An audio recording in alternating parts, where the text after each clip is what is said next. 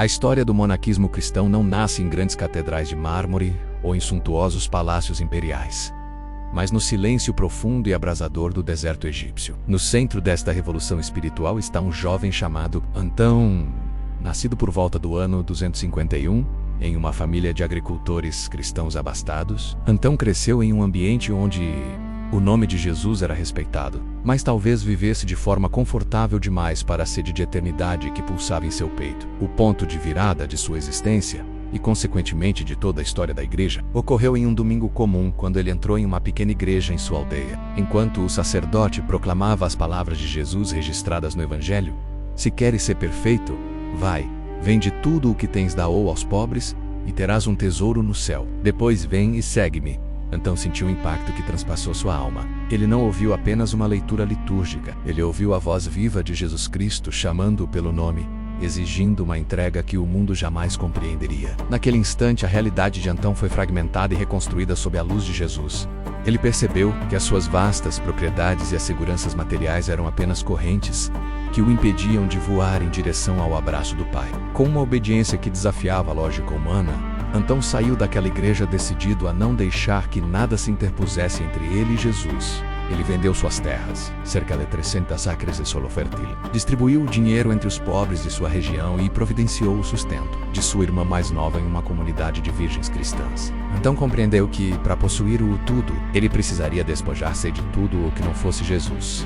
Ele não estava fugindo da vida, mas mergulhando na única vida que realmente importa: a vida oculta com Jesus Cristo em Deus. A renúncia de Antão não foi um ato de ódio ao mundo, mas um ato de amor supremo a Jesus. Ele iniciou sua jornada retirando-se para os arredores de sua vila, vivendo sob a tutela de ascetas mais experientes, aprendendo que o domínio sobre os desejos da carne é a porta de entrada para a liberdade do espírito em Jesus. Ele passava seus dias trabalhando com as mãos para garantir o seu pão e para ter o que repartir com os necessitados, enquanto seu coração permanecia em uma oração incessante ao nome de Jesus.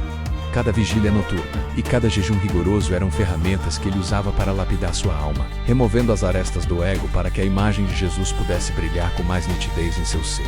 Antão descobriu cedo que o silêncio não é a ausência de som, mas a presença constante e vibrante do Logos, que é Jesus.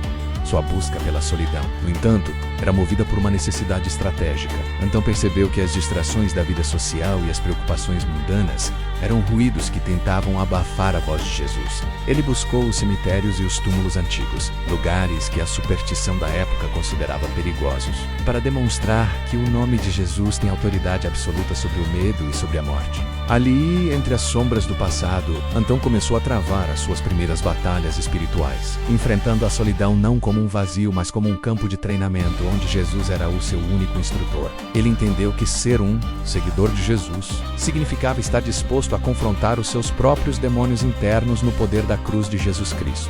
A radicalidade de Antão começou a atrair olhares de espanto e admiração. Alexandria e as aldeias vizinhas sussurravam sobre o jovem que abandonara a fortuna para viver de pão e água sob o olhar de Jesus.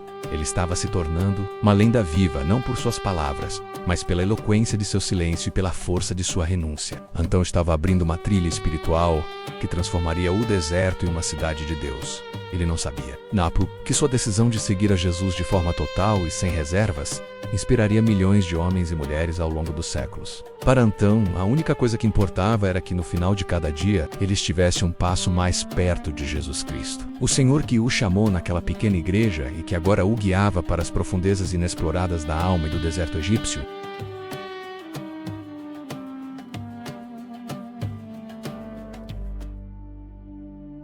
à medida que Antão se aprofundava nas areias escaldantes e no silêncio impiedoso do deserto egípcio, ele não encontrou apenas a paz que buscava, mas o campo de batalha mais feroz que a alma humana pode enfrentar. Para Antão, o deserto não era um lugar vazio, era o quartel-general das forças que tentam desviar o homem do caminho de Jesus. A fama de sua santidade e o brilho de sua devoção atraíram a inveja do inimigo, que não suportava ver um homem de carne e osso vivendo com tamanha proximidade de Jesus Cristo. Foi então que começaram as lendárias tentações de Antão. O inimigo não o atacava apenas com pensamentos, mas com visões e manifestações que testavam cada fibra de sua fé no nome de Jesus. Primeiro, o tentador tentou seduzi-lo com a nostalgia. Ele sussurrava ao coração de Antão lembranças da vida confortável que ele havia abandonado, a saudade de sua irmã e o prazer das riquezas que ele distribuíra aos pobres. Mas Antão, fixando seu olhar espiritual na face de Jesus, rejeitava essas sombras, compreendendo que nenhum tesouro da terra se comparava ao privilégio de conhecer a Jesus. Quando a sedução da memória falhou, o inimigo passou para os ataques da carne. Antão era assaltado por visões de mulheres e prazeres mundanos, mas ele respondia com jejuns ainda mais severos e orações ardentes ao nome de Jesus Cristo. Ele entendia que a pureza não era uma conquista humana, mas um dom que Jesus concede àqueles que o buscam com um coração sincero e contrito. A batalha intensificou-se quando as visões se tornaram aterrorizantes. Diz a tradição que os demônios assumiam a forma de feras selvagens, leões, serpentes e lobos, que cercavam Antão na escuridão de sua cela, rugindo e tentando despedaçá-lo. O medo tentava paralisar o santo, mas Antão, erguendo seu cajado e invocando o nome de Jesus, mantinha-se firme. Ele desafiava as sombras, dizendo: se tivesseis algum poder contra mim, um de vós bastaria. Mas por que o nome de Jesus vos derrotou? Tentais assustar-me com multidões de formas. Para Antão, o nome de Jesus era uma arma real, uma frequência espiritual que dissipava qualquer escuridão e restaurava a paz divina em seu ambiente. Em um dos momentos mais críticos de sua luta, após ser fisicamente agredido pelas forças das trevas e deixado quase morto, Antão olhou para o céu e viu o teto de sua cela se abrir em um clarão de luz indescritível. A presença de Jesus preencheu o lugar, e toda a dor e o medo desapareceram instantaneamente. Com a humildade de quem ama profundamente, Antão perguntou: onde estavas, bom Jesus? Por que não apareceste desde o início para curar minhas feridas? E a voz suave e majestosa de Jesus respondeu ao seu coração: Antão, eu estava aqui ao teu lado observando a tua batalha, porque permaneceste firme e não recuaste. Eu serei o teu auxílio para sempre. Este encontro selou a alma de Antão com uma confiança inabalável. Ele nunca mais lutaria sozinho, pois Jesus Cristo era o seu general e seu amigo fiel. Essa vitória transformou Antão no protótipo do monge vitorioso. Ele provou que, através da cruz de Jesus, o ser humano pode recuperar a autoridade que o pecado havia roubado. Antão não saía dessas batalhas enfraquecido, mas purificado, como o ouro que passa pelo fogo. Alexandria e o mundo romano logo souberam que no deserto vivia um homem que havia vencido o inferno. No poder de Jesus, através de sua vida, o nome de Jesus começou a ser visto não apenas como uma doutrina, mas como uma força viva capaz de transformar o deserto da alma em um jardim de santidade. Antão estava pronto agora para não apenas lutar por si mesmo, mas para se tornar o guia de milhares que buscariam a Jesus seguindo seus passos na areia.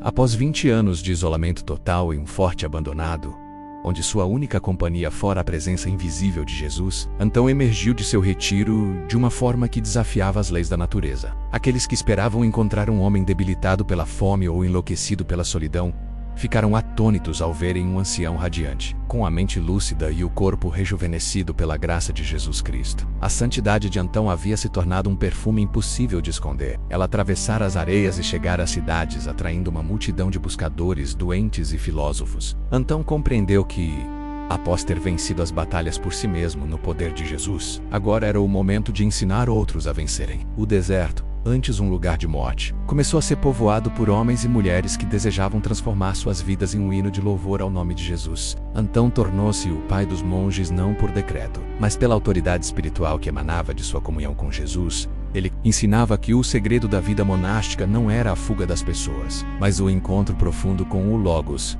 para cada discípulo que chegava. Antão tinha uma palavra de sabedoria que sempre apontava para a centralidade de Jesus Cristo. Ele dizia que o monge deve ser como um peixe na água. Assim como o peixe morre fora do mar, o monge perde sua força se permanecer muito tempo nas distrações do mundo, longe da oração a Jesus.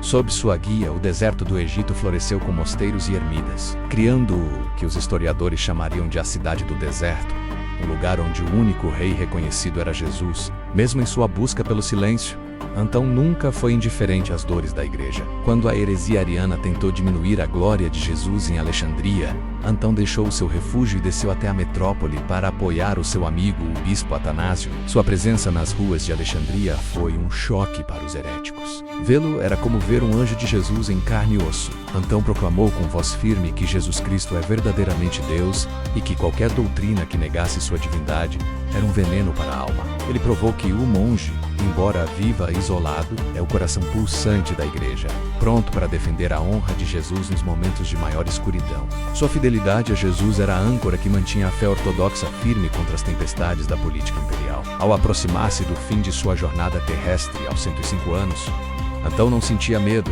mas uma alegria transbordante. Ele sabia que a morte era apenas o último véu que o separava da visão plena de Jesus. Ele exortou seus discípulos a permanecerem firmes na fé, a não temerem as ilusões do inimigo e a manterem o nome de Jesus gravado em cada pensamento. Ele pediu para ser enterrado em um lugar secreto para que seu corpo não se tornasse objeto de idolatria, pois ele queria que toda a glória fosse dada somente a Jesus Cristo. Em seus últimos suspiros, Antão olhou para o horizonte com um sorriso de vitória, partindo para o abraço eterno do Mestre que ele tanto amou no silêncio das areias. O legado de Santo Antão atravessou os séculos e moldou a espiritualidade cristã para sempre. Ele mostrou que o deserto não é um lugar geográfico, mas uma disposição do coração que se esvazia de tudo para ser preenchido por Jesus. Através de sua vida escrita por Santo Atanásio, o nome de Jesus e o ideal da vida monástica inspiraram milhões, desde os príncipes da Europa até os camponeses da Rússia. Antão nos ensina que a maior aventura da alma é a busca pela santidade no nome de Jesus. Continua a ser o farol que ilumina o caminho de todos os que,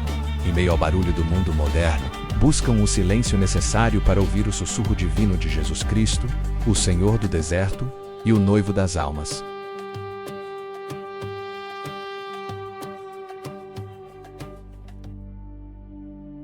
Embora Antão fosse conhecido como o Homem do Silêncio, sua voz ecoava através de cartas e ensinamentos que moldaram a psicologia espiritual do cristianismo. Ele não era um acadêmico, mas um homem que aprendeu sobre a alma humana nas profundezas da oração com Jesus. Antão escreveu 7 cartas famosas aos mosteiros, onde ele explicava que o maior dom que um seguidor de Jesus pode possuir é o discernimento. Ele ensinava que os pensamentos não são neutros, eles podem ser sussurros de Jesus ou armadilhas do inimigo. Antão exortava os seus discípulos a vigiarem a porta do coração, com a mesma intensidade com que vigiam a porta de uma fortaleza. Para ele, o nome de Jesus era o critério final.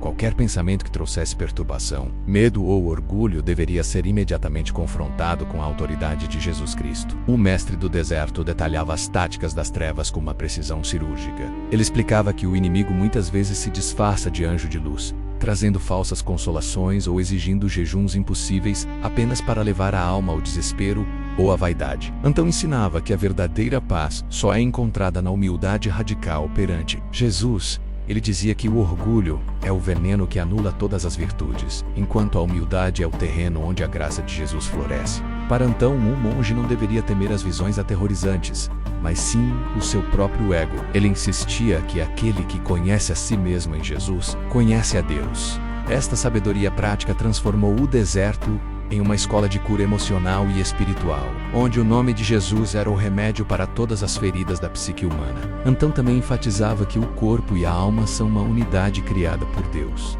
Ele não pregava um ódio à matéria, mas uma reordenação de todos os sentidos para a glória de Jesus. Ele ensinava que o trabalho manual, como tecer cestos ou cuidar de pequenas hortas no deserto, era uma forma de oração encarnada. Enquanto as mãos trabalhavam, o coração deveria estar em constante diálogo com Jesus. Essa integração entre ação e contemplação evitou que o monaquismo se tornasse uma fuga alienante, transformando-o em um serviço de amor ao logos. Então mostrava que, mesmo no isolamento mais extremo, o cristão está conectado a todo o corpo de Cristo através da intercessão e da fidelidade ao nome de Jesus Cristo.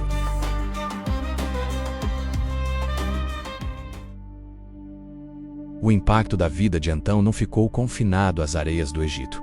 Graças à biografia escrita pelo seu amigo Santo Atanásio, o exemplo de Antão tornou-se o maior instrumento de evangelização da antiguidade tardia. O livro A Vida de Antão atravessou o Mediterrâneo e chegou a Roma, a Gália e ao norte da África, incendiando corações com o desejo de uma entrega total a Jesus. Conta-se que homens poderosos, ao lerem sobre as batalhas e a paz de Antão, abandonavam suas carreiras imperiais e suas riquezas para buscarem a Jesus no silêncio. O exemplo de Antão foi o catalisador que levou o jovem Santo Agostinho ao seu momento final de conversão, provando que a vida de um único homem fiel a Jesus pode mudar o destino de toda a civilização ocidental. Antão provou que a verdadeira revolução não acontece nas estruturas políticas, mas no interior do ser humano transformado por Jesus. Ele mostrou que o cristianismo possui uma força cética, que supera qualquer filosofia pagã ou estoica, pois não se baseia no esforço próprio, mas na união mística com o Logos ressuscitado. O movimento que ele iniciou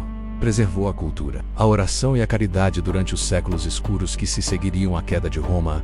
Milhares de mosteiros surgiram na Europa e no Oriente, todos bebendo da fonte que Antão cavou no deserto. Cada vez que um sino de mosteiro toca hoje, é um eco daquela primeira resposta que Antão deu a Jesus naquela pequena igreja egípcia. Ao encerrarmos este primeiro episódio da nossa temporada, a figura de Antão ergo-sei como um monumento à possibilidade de uma vida inteiramente dedicada a Jesus Cristo. Ele nos desafia a encontrar o nosso próprio deserto, aquele espaço de silêncio onde podemos, finalmente, ouvir a voz de Deus. Antão não é apenas um personagem do passado. Ele é um guia espiritual contemporâneo que nos lembra que sem o silêncio e a renúncia, a nossa fé corre o risco de se tornar superficial. Que o exemplo do Pai dos Monges nos inspire a buscar a Jesus com a mesma radicalidade, confiando que, se perdermos o mundo por causa de seu nome, encontraremos a eternidade em seus braços. Antão de Alexandria encontrou em Jesus o seu tudo, e através dele, o mundo descobriu que o deserto pode ser o lugar mais fértil da terra.